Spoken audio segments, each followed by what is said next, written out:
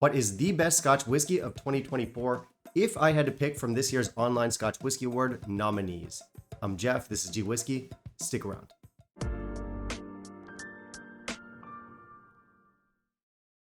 Alright, so for clarity, this is not me saying what I think the best whiskey of 2024 was. This is me going through and ranking the OSWA nominees, the Online Scotch Whisky Award nominees from 2024.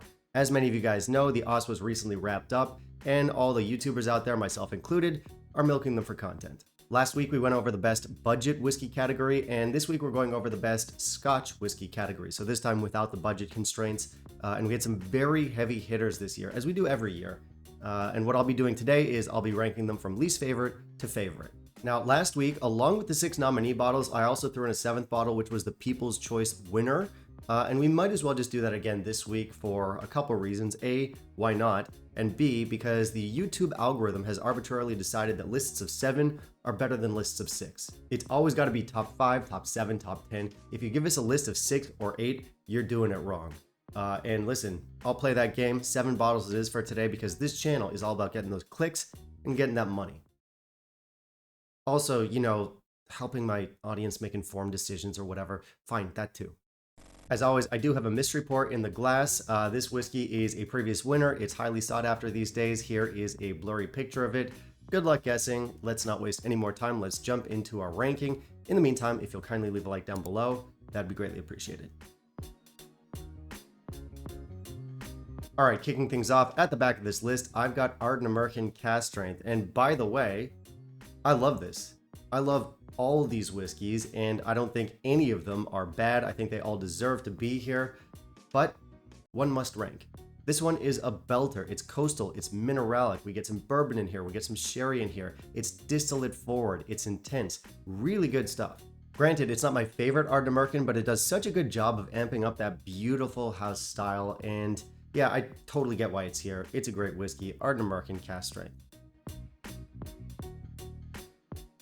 Next up, coming in at number 6, another whiskey that I absolutely love. This one is Benromach Cask Strength.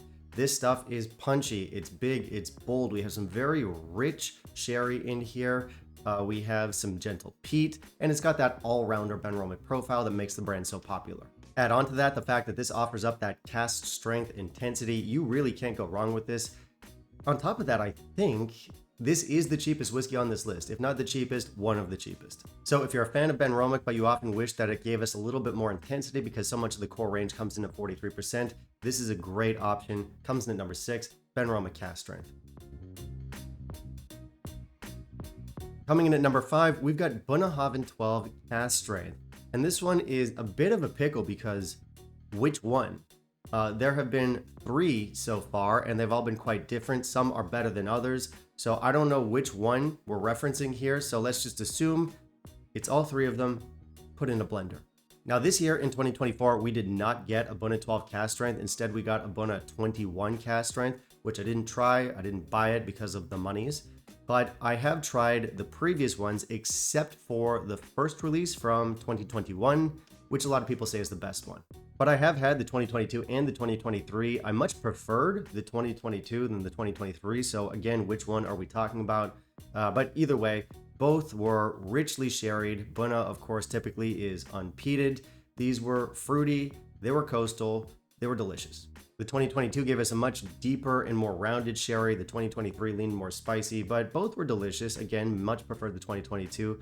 I do hope that in 2025 we go back to the 12 Cask Strength as opposed to the 21, just so I can afford it again. But either way, it comes in at number 5, Bunna 12 Cask Strength. At number 4, we've got a Knock 24, which is one that I do understand why it didn't win, even though I think it's a phenomenal whiskey. And that's because a few years back, this enjoyed a mini surge in popularity. And then after that, it's been really sparse. It's gotten really tough to find. And that's because people realized A, how good it was, and B, how cheap it was for the age. On top of that, a Knock is a well-respected brand, and this one is fully craft, so 46%, non-chill filtered, natural color. Naturally, people started snatching it up. Fast forward to now, I cannot tell you the last time I saw this in any of the shops. I'm pretty sure it sells out very quickly, which is understandable. It is a beautiful whiskey. It's richly sherried. Not so much so that the casks overwhelm the beautiful Knock distillate. Great balance here, and again, just well aged and affordable, which is a a rare combination these days. So this one for me comes in at number 4, a Knock 24. Coming in at number 3, we've got a divisive whiskey because I'm going with Kilkerran 16. I think most people do either like or really like this whiskey, but I think a lot of the time the issue is price. Now, one thing to note is that the price for this varies a lot between markets, and obviously that is going to affect how people feel about it. And even if we ignore pricing for a moment, there are a good chunk of people out there who just don't feel that this is enough of a quality bump from the standard 12-year-old, which granted sets the bar very high. It won the best budget category this year. It's a phenomenal whiskey, but personally, I really do like the 16, but I get where people are coming from. Personally though, I love having a 16-year-old from Kilkerran because I love the house style and I'm a sucker for a good age statement. Also, this one for me tastes very natural, almost organic, much like the 12, and we don't get too much drama from the casks, which is something I do appreciate. So for me, it comes up pretty high on the list, breaks into the top 3, Kilkerran 16. All right, top 2 are bottles that I personally might have nominated myself. Like, I think all of the whiskeys on this list are great, but these 2 for me are a cut above the rest. Coming in at number 2, I have the whiskey that won People's Choice Award this year, and that one's the Springbank 12 cask strength. In fact, I would say that I like this as much as my number 1 pick, but you know, we have the usual Springbank grievances here, so it's too hard to find, it's too expensive on secondary markets, blah, blah, blah. So putting it in the number 1 spot just didn't seem very fair. Still, the whiskey itself is nothing short of incredible. In fact, this was always my favorite affordable Springbank. And yes, there was a time when Springbank was both available and affordable. And back then, I'd buy either the 10, the 12, or the 15. And among those, I leaned the most into the 12. I really enjoyed it. Typically, these ones give us more of an active cask influence, usually sherry cask influence, and their cask strength, of course, which helps. I think this whiskey is such a great showcase for what the brand can do. And listen, I do understand all of the Springbank backlash. I get it. As consumers, we're tired, but I do think it is one of Scotland's finest distilleries, and the 12-year-old is a belter of a whiskey, which is why I put it at number 2. All right, so we made it to the number 1 spot, and if you happen to know all of this year's nominees offhand, first off, you're weird. Why would you memorize that? But if you did, then you know that my number 1 pick is Ledaig 18. This is a bottle that I've been singing about for years, basically since I started the channel, and I would say that this is every bit as good today as it was back then. It's such a distinctive and well-made whiskey. Like, there's no whiskey that tastes like this. This whiskey is both richly sherried and richly peated, and after so much time in the casks, both of those elements have become somewhat rounded, but not so much that they've lost their edge. So this whiskey is interesting because it walks that fine line between sophisticated and rugged. Also, we have that funky, lactic, almost cheesy element that really sets Ledaig apart. I'm a huge fan of this bottle. It's my favorite from the brand, and I think it's one of the finest 18-year-olds out there, not to mention the fact that it's available and for an 18-year-old, quite affordable. So for me, it had to make the number 1 spot, Ledaig 18.